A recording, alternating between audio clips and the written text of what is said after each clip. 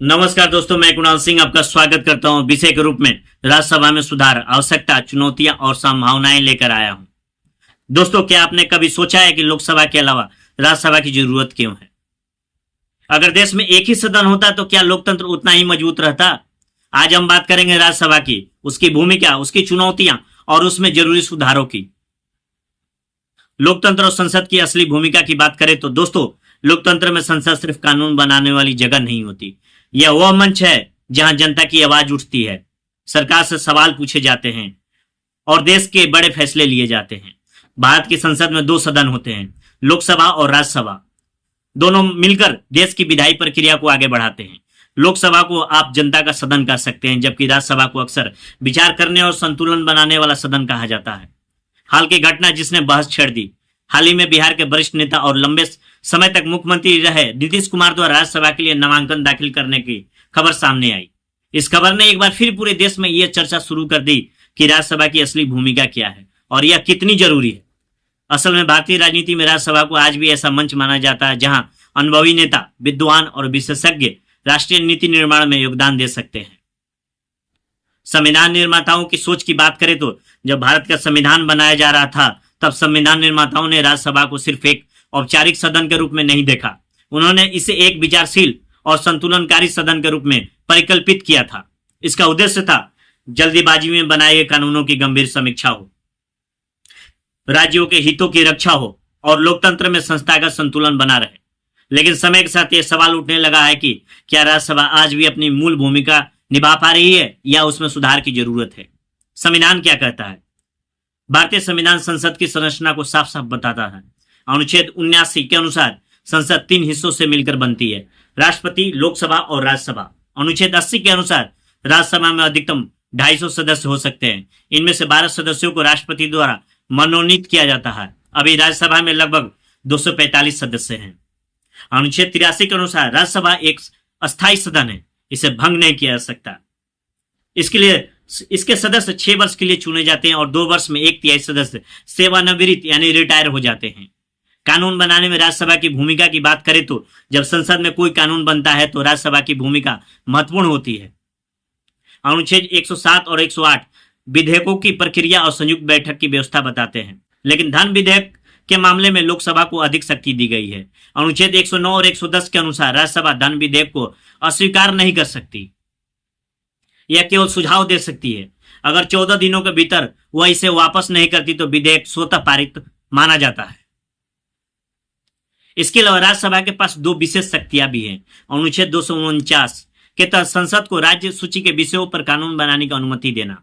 अनुच्छेद 312 के तहत अखिल भारतीय सेवाओं के निर्माण की अनुमति देना। अब हम लोग राज्यसभा की ऐतिहासिक पृष्ठभूमि की बात करें तो भारत में 2 सदनों वाली संसद का विचार अचानक नहीं आया। ब्रिटिश शासन के समय 1919 के भारत सरकार अधिनियम के तहत काउंसिल ऑफ स्टेट्स की स्थापना हुई थी। इसके बाद 1935 के भारत सरकार अधिनियम ने इस व्यवस्था को और मजबूत किया। संविधान सभा की बहसों में भी यह कहा गया कि लोकतंत्र में एक सदन होना जरूरी है जो जल्दबाजी में बने कानूनों की समीक्षा कर सके, संघीय संतुलन बनाए रख सके। संघवाद और राज्यसभा की बात करें तो भारत एक संघीय लोकतंत्र है। यहाँ केंद्र और राज्य दोनों की अपनी भूमिका होती है। राज्यसभा का एक बड़ा उद्देश्य है कि राज्यों की आवाज राष्ट्रीय स्तर पर सुनी जाए। इसी कारण इसे अक्सर राज्यों का सदन भी कहा जाता है। सहकारी संघवाद, प्रतिस्पर्धी संघवाद और राजकोषीय संघवाद जैसे सिद्धांत भी इसी संतुलन को मजबूत करते हैं। लोकतंत्र में राज्यसभा के महत्व की बात करें तो लोकतंत्र में सत्ता का संतुलन और नियंत्रण बहुत जरूरी होता है। राज्यसभा इसी संतुलन को बनाए रखने में मदद करती है।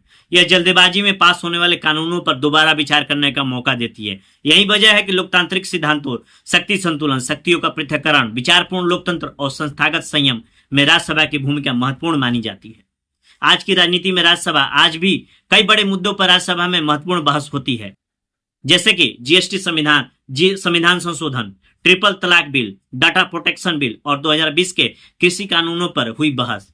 इन उदाहरणों से साफ है कि राज्यसभा सिर्फ औपचारिक संस्था नहीं बल्कि लोकतांत्रिक विमर्श का महत्वपूर्ण मंच है। आलोचनाओं और विवाद से भी राज्यसभा घिरा हुआ है। हालांकि राज्यसभा को लेकर आलोचनाएं भी होती रही है। कई बार कहा जाता है कि यह राजनीतिक टकराव का मंच बन जाती है और कानून बनने में देरी होती है। एक और आलोचना है बैकडोर एंट्री यानी पिछले दरवाजे से संसद में प्रवेश। उदाहरण के तौर पर उद्योगपति विजय माल्या राज्यसभा के सदस्य बने, लेकिन बाद में वित्तीय घोटालों के आरोपों के बीच देश छोड़कर चले गए। इसी तरह फिल्म अभिनेत्री रेखा को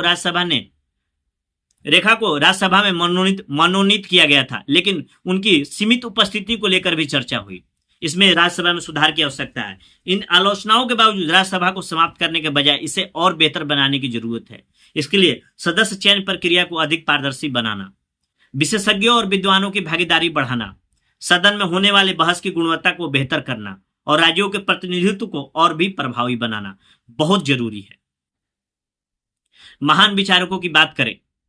महान राजनीतिक विचारक मोंटेस्क्यू ने कहा था, पावर मस्ट चेक पावर, यानी सत्ता पर सत्ता का नियंत्रण होना चाहिए। और भीमराव अंबेडकर ने राज्यसभा को ऐसा सदन बताया था जो लोकतंत्र में सोबर सेकंड थॉट यानी गंभीर और संतुलित विचार का अवसर देता है। इसलिए राज्यसभा लोकतंत्र की गति को धीमी करने वाली संस्था नहीं है, बल्कि उसे और ज्यादा सोच समझकर चलने वाला मंच है, सोच समझकर चलाने वाला मंच है। अगर इसे अपनी असली उद्देश्य गंभीर विमर्श, संघीय संतुलन और लोकतांत्रिक परिपक्वता के अनुसार मजबूत किया जाए तो यह भारतीय लोकतंत्र को और भी मजबूत बना सकती है। क्योंकि अंत में लोकतंत्र की असली ताकत सिर्फ बहुमत में नहीं होती, बल्कि विचार संतुलन और जवाबदेही में होती है, और राज्यसभा इसी संतुलन का महत्वपूर्ण प्रतीक है। यह रहा राज्यसभा होल टॉपिक। नमस्कार, जय हिंद।